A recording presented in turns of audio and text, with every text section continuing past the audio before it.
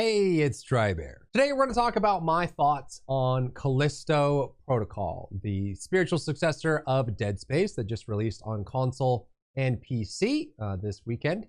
And it was received differently depending on what platform you were on and had some really awesome moments. It's meant to be very gruesome sci-fi space, like I said, spiritual successor of Dead Space.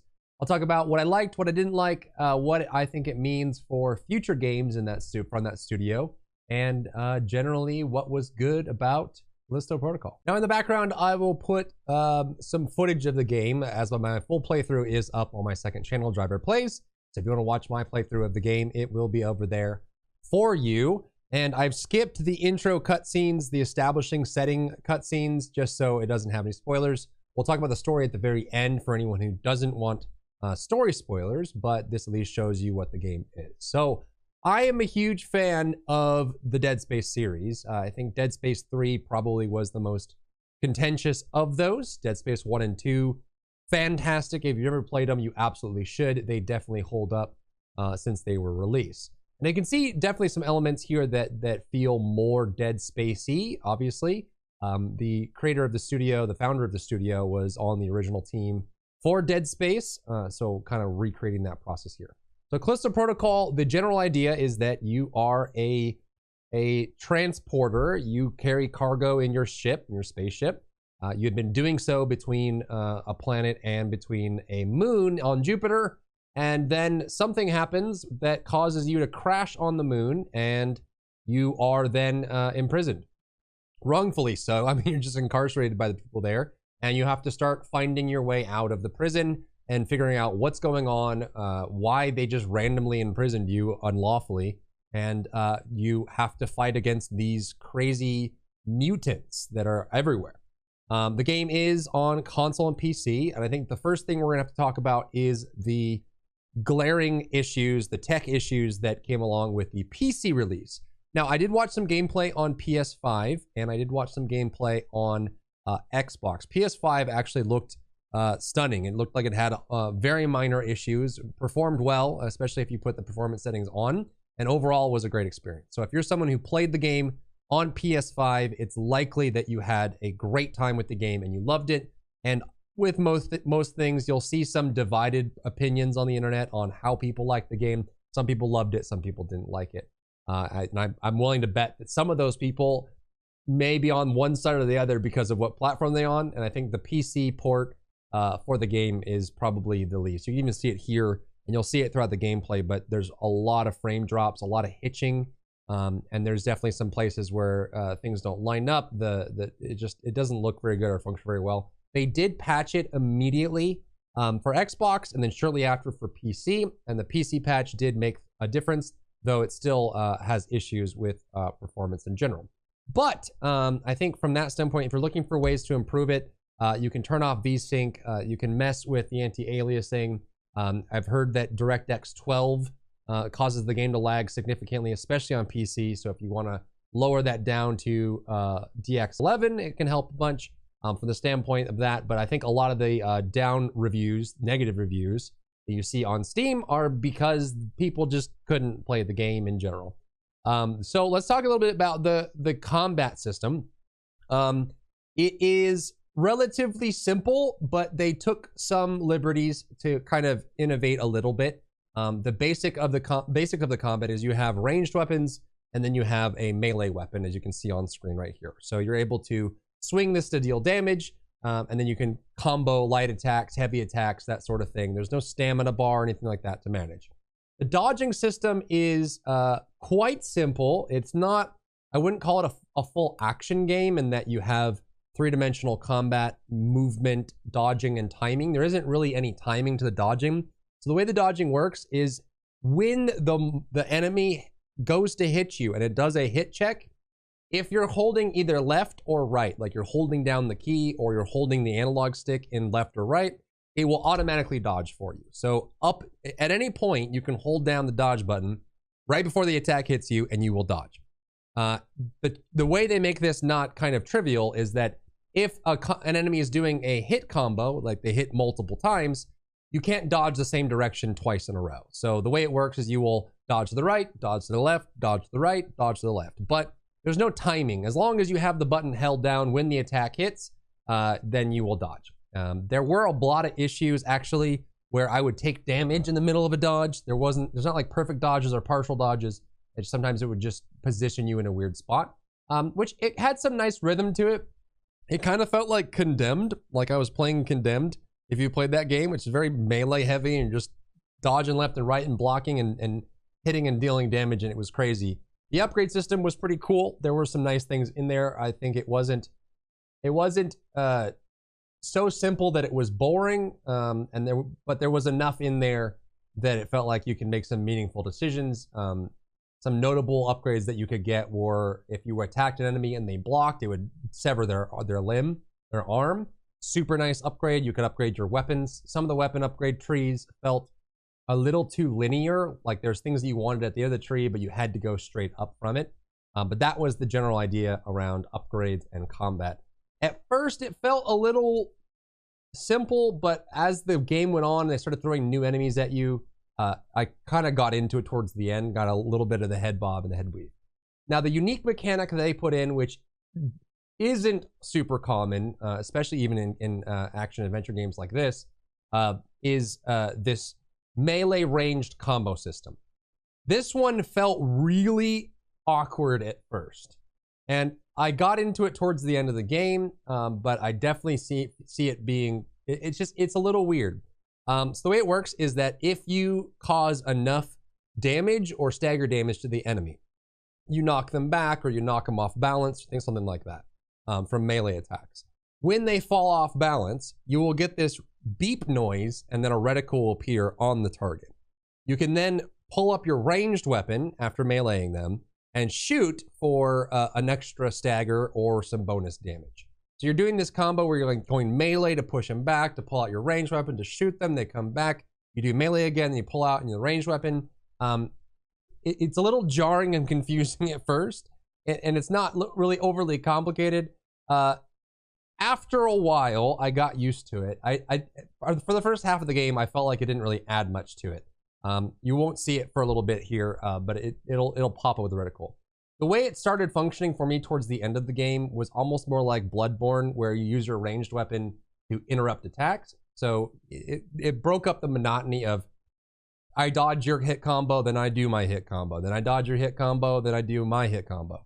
It was nice because you can combo and then knock them back, and then stun them with a shotgun or get a nice bonus hit. You can even knock off limbs or blow off a head, which prevented them from doing certain things, which was super useful. And then you could go back into melee or, keep shooting, which kind of helped break things up a nice little bit. It was a nice little touch. Combat-wise, with enemy variants, there was decent variance in the beginning. I wish they had maybe one more type of enemy. I think that overall they had a ranged enemy that was quite formidable up close. They had your random cannon fodder enemies or melee.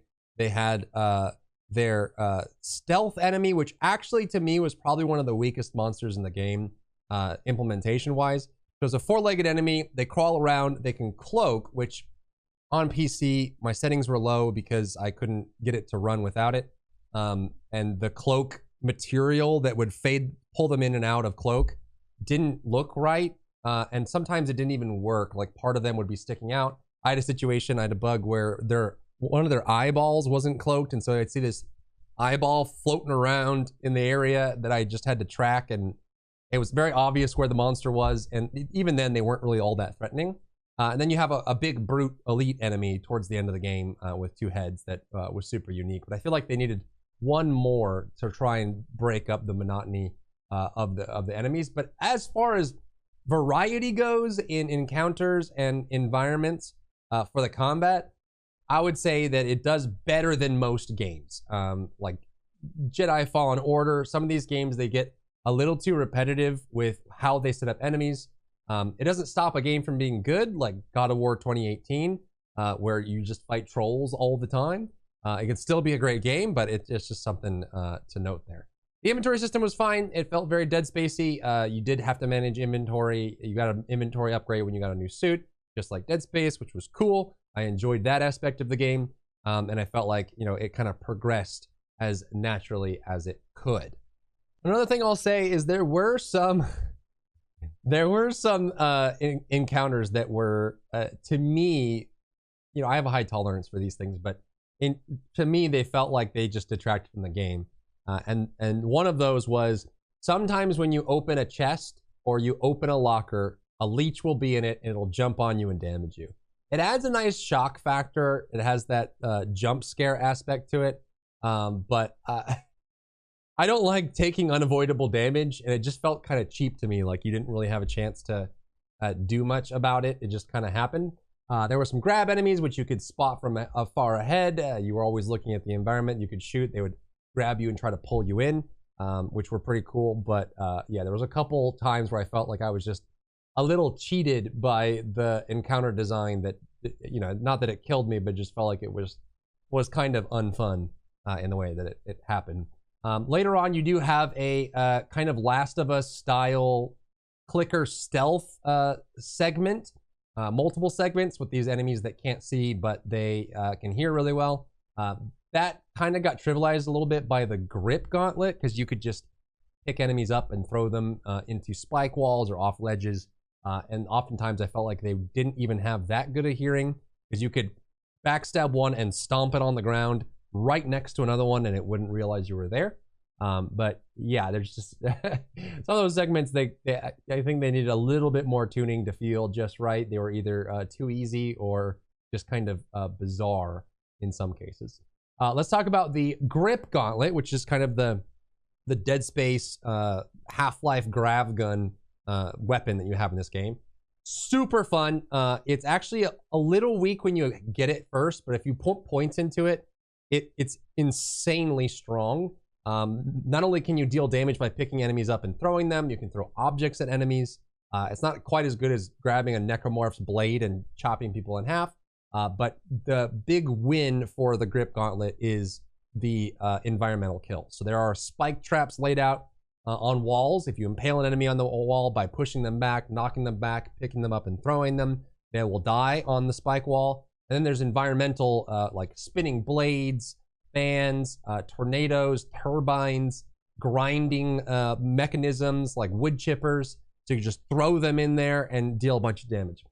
Super satisfying, graphically really cool. My only gripe with, I guess I have two gripes with the environmental kills, is the first one is sometimes it made things a little too easy.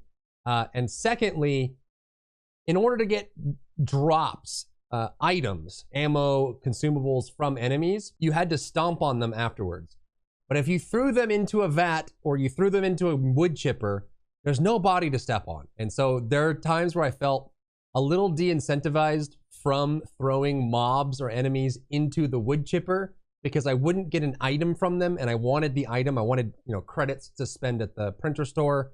I wanted to have bullets. Sometimes they give you 2 to 5 or 6 bullets every time you stomped on them. It'd give you a little bit of HP, and so sometimes I felt like I was a little remiss for grabbing them and throwing them into the turbine, because I sometimes would not be getting any you know, ammo or valuable items from it. So I wish there wasn't a downside to it. If they just, you know, Dark Souls style, just spit out ammo or spit out an item without you just losing it entirely. But since we're on the topic, let's talk about the gore. Let's talk about the visuals of the combat and how gritty and vitriolic and savage it is. It's everything that I hoped it would be. I think some games, they are on different levels of scale. You have like the Doom games that are just, God, guts and gore, and then some that aren't. And I think this one was very heavily marketed as the gory, explosive, ridiculous, savage game, and it delivered on that in spades. All the death animations were really good. There were plenty of issues with them. Sometimes, you know, there was a one where the enemy would try to poke your eyes out with their thumbs. It wasn't hooked up right, so wherever the hooks were on the rig weren't lined up with the eyes, so like it would be poking out your cheeks and your eyes would pop out. There was an animation where they step on your head and then your arm falls off, so I don't know what that was supposed to be. If that's just, was it a different one? Is he supposed to step on your arm? Did he step on your head so hard that your arm fell off? There's just some graphical, you know, glitchy things that made it less, but super satisfying. There's one segment in the game where there's a wood chipper with like an exhaust at the top of it, and if you throw them into the grinder, they grind up and then it spews blood out all over the area. Didn't expect the party confetti of blood, but boy was it satisfying, and I threw as many enemies into it as I possibly could. Super, super cool. So I think from that standpoint, if once they fix, like if they put a bunch of patches out and they clean up the game and they get it performing right, it seems like, you know, it's UE4, I believe. It seems like they had a shader issue. It's causing a lot of the hitching. There's still some minor things, but they're all fixable. So if they end up, you know, being true to the product, especially being a paid $60 price, if they patch it all out, it's going to be one of the best games you can play. It's really, really good at its core. It's got good bones. If they fix the problems, it's a game that I would highly recommend to people that like this sci-fi kind of gritty aesthetic and play style, and they like kind of the action adventure, Dead Spacey kind of game. It's right up there. It's super cool. There's definitely some flow issues level design wise, where you end up in rooms that don't seem to matter much, or you just get trapped in weird ways that don't matter. It's super linear in the flow that you can go through the game, but it has some branching paths. They all lead to the same place, and there's definitely plenty of times in the pathing for the game where you see 2 or 3 paths and you're not sure which one's the one that progresses you and which ones are loot and all that. So you definitely do some exploration. I wish that there was more reward for exploration in the game. There's definitely plenty of times where, like, I'm a loot goblin. I love looking for every piece of loot that I can, you know, look for the pieces of shinies that I find all over. And I did that a lot with this game, and I would say maybe 20 to 30% of the time I was pleased. 20% of the time I was like, okay. And 50% of the time I was like, why is there nothing here? So there's definitely like side paths and things like that. I wish there was more reward for exploration in the game, but it is better than just having one singular path, you know, like DMC, like the DMC 2000, whatever it was, where it's just straight path, no deviation, no side paths, no exploration. So this, they had that, but it felt like there could have been more loot, more drops, more things to explore. Something that I would look for in like a DLC or a second title if they do release one. I like how they tried to include some horror segments in the game. Like right here, you can see me sneaking by a robot. These robots ended up not being as menacing as they seemed. They were kind of one-dimensional. They would trigger a Gatling gun fire, and then they would just follow you around, and you had to shoot them. I played on the highest difficulty, and you just had to shoot them 6 times in the head, and then they'd fall over. And that was it. So here, looking back, I definitely don't, as long as you have cover, you can easily kill them. But here you don't have a gun, so I guess it doesn't really matter too much. But it would have been nice. I think that Resident Evil 8 Village kind of set the tone for that. I like having these kind of games have those like helpless horror segments. They did have 1 or 2 where you can't use your weapons or you can't move, and you know, some of the Last of Us style blind enemies had that a little bit, but I wish they had more of it, or maybe one more that kind of helped break up the action sequences that you experience throughout the game. And right here, you can actually see what I'm talking about with the chests and the lockers. This is where they introduce it to you, so you know the mechanic is a thing. But you open the chest, you get instantly grabbed by a leech.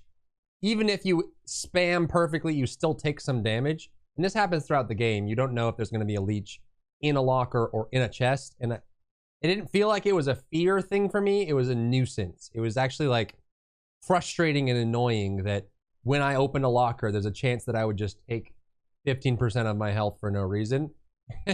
It got tiresome towards the end. I wish there was like a, I don't know, do like the mimic chests where you can see it ahead of time, or maybe give you a way to react to it. But even if you do the QTE perfectly, you still take a little bit of damage. That part I didn't like. But anyways, I digress. Let's talk a little bit about the story of the game.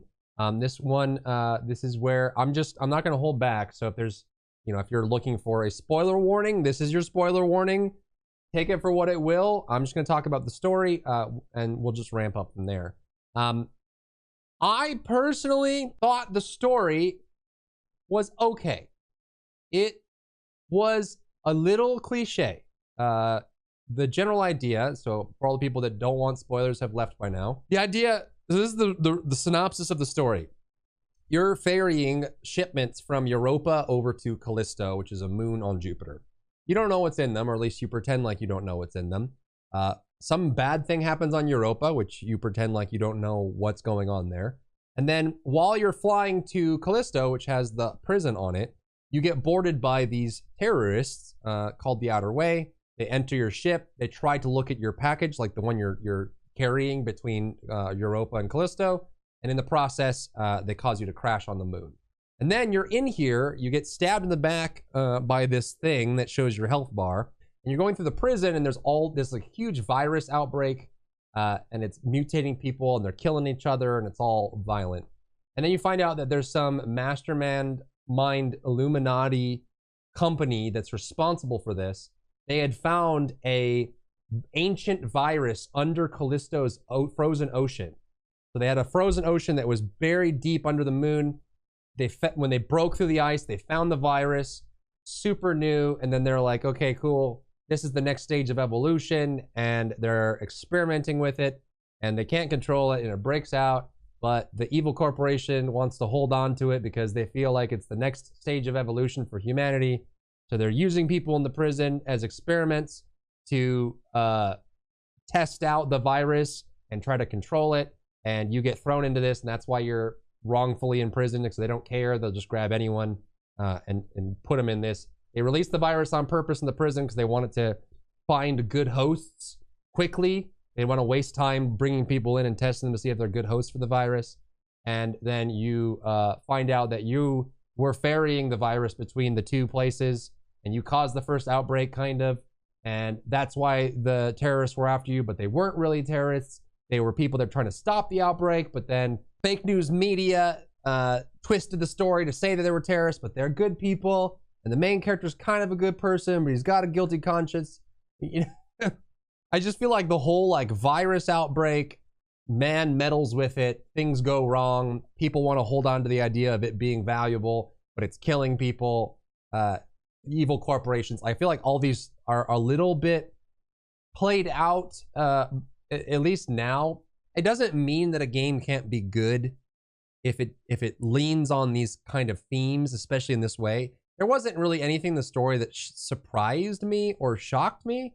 Everything felt very like predictable, not in a bad way. It was kind of just like, yeah, I enjoyed this. It was good, but it wasn't like I enjoyed it because the story was phenomenal. It was just, okay, it's another one of these, and you know, it's enjoyable for that. So take that for what you will. They did set up for the a DLC or a second game at the end, because they try to escape when it blows up, when the moon is blowing up, and there's a escape pod there's one escape pod left, and they run up to it and they're like, oh my god, finally an escape pod, let's get out of here. But to their chagrin, they look at it and there's only a one-person escape pod, but there's two of them.